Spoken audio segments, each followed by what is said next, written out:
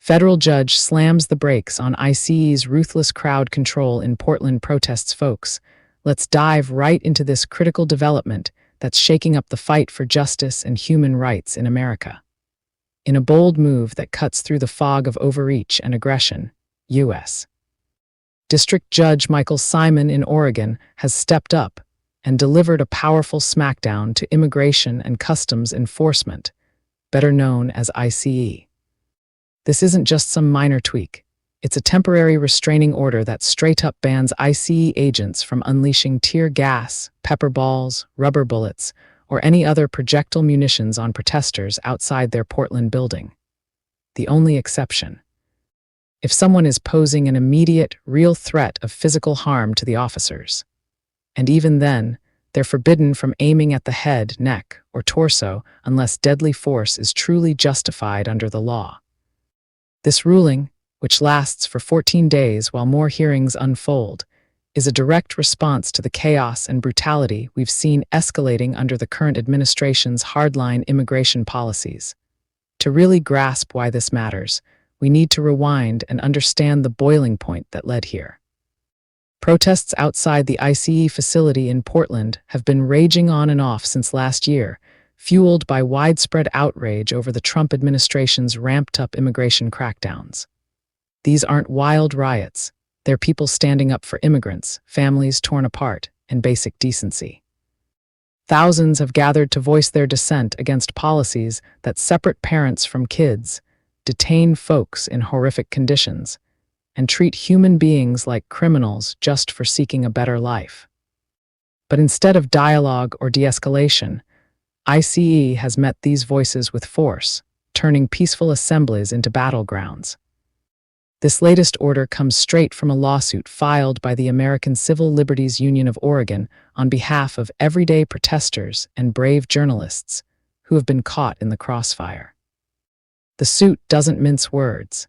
It accuses the Department of Homeland Security, its leader Kristi Noem, and even Donald Trump himself of retaliating against free speech, violating the First Amendment by choosing violence over respect for democratic rights.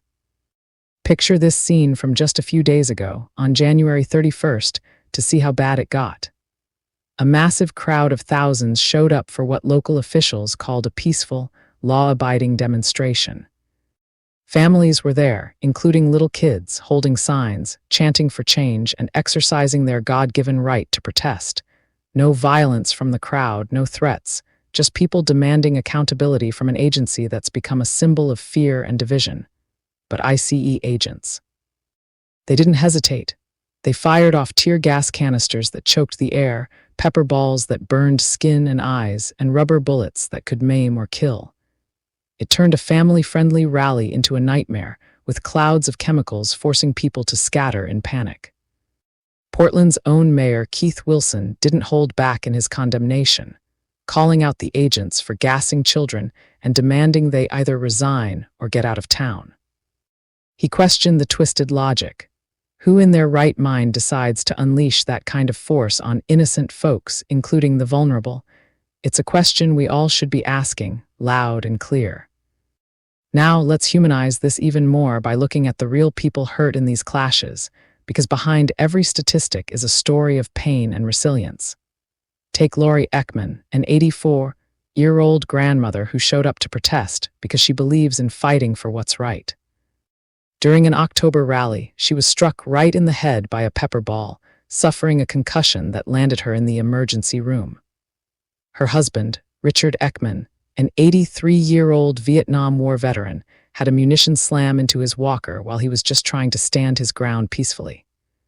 Imagine that, an elderly couple, veterans of life and service, treated like enemies in their own country. Then there's Jack Dickinson, a dedicated activist who often shows up in a chicken costume to lighten the mood and make a point about cowardice in power. Agents pepper-sprayed him point-blank in the face, shot him in the back from close range with less lethal rounds, and even lobbed a tear gas canister that scorched his outfit. Journalists weren't spared either. Mason Lake, a video reporter, got maced and shot in the groin while documenting the truth. Hugo Rios, a photojournalist, had his camera smashed. A tear gas canister exploded at his feet when he was all alone and was pelted with pepper balls over 20 times. These aren't isolated mishaps. They're part of a pattern where ICE agents seem to celebrate brute force, high-fiving each other after attacks, as alleged in the lawsuit.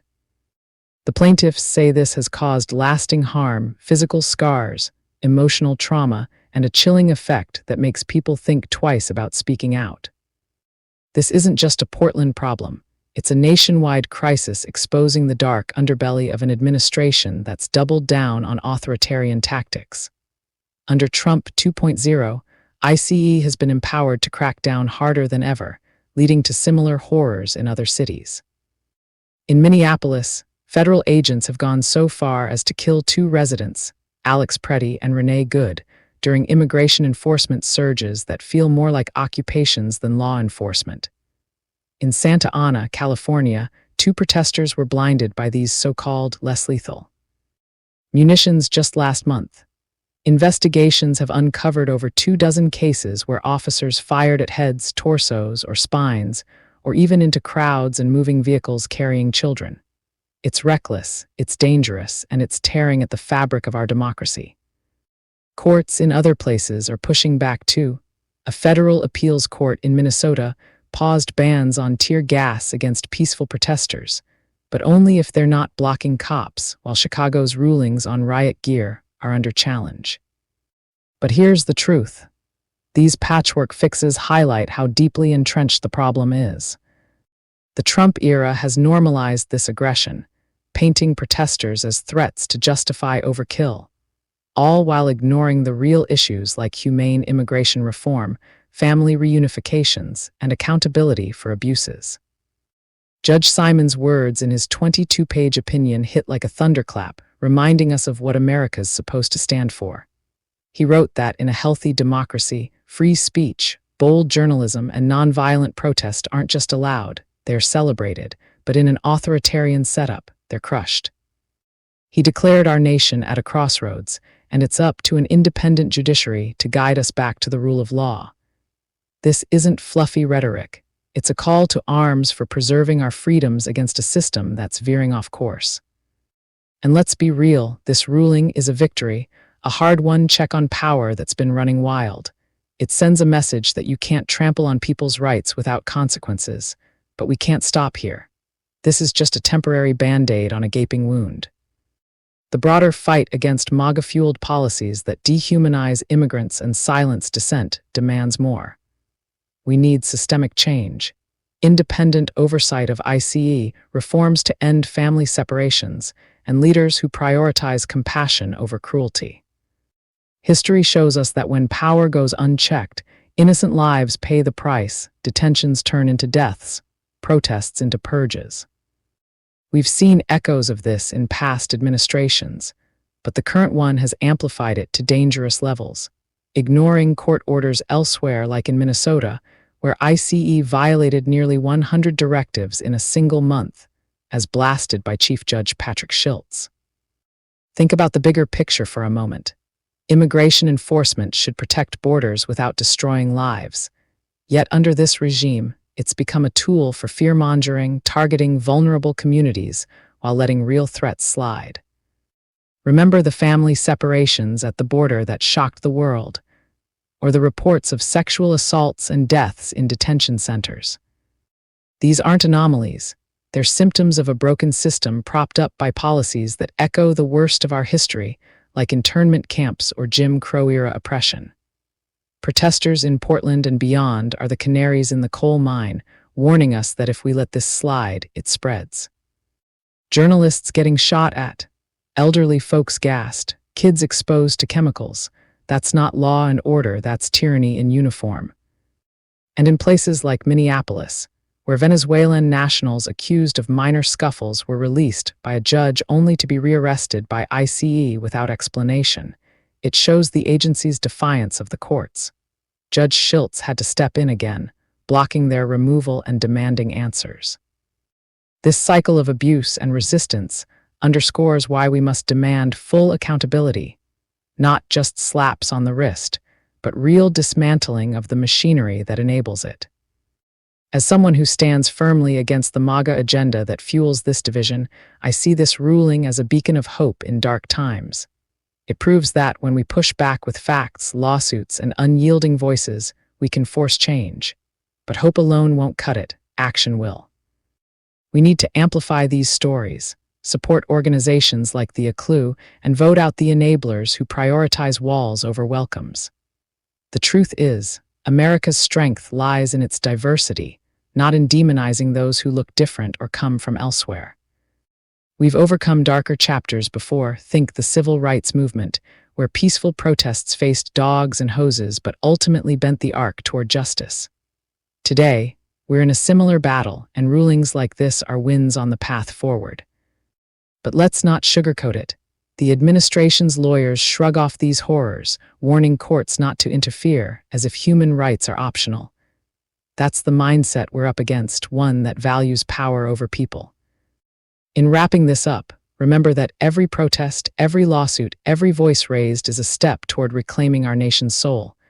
Judge Simon's order isn't the end, it's a starting gun for more scrutiny and reform. We've got to keep the pressure on, because silence lets the brutality win. But I am not satisfied with the power the courts have. What they should do is remove them from power, since many innocent people have been killed, sexually assaulted, attacked for no reason. If you also support democracy and freedom, feel free to join me in this fight. Click follow, click subscribe, and join me. Divided we fall, and together we can knock down mountains. Through unity is the only way we can make a change. I speak the truth, I share a bit of history, I share what is happening, I try to keep everyone updated with what is going on.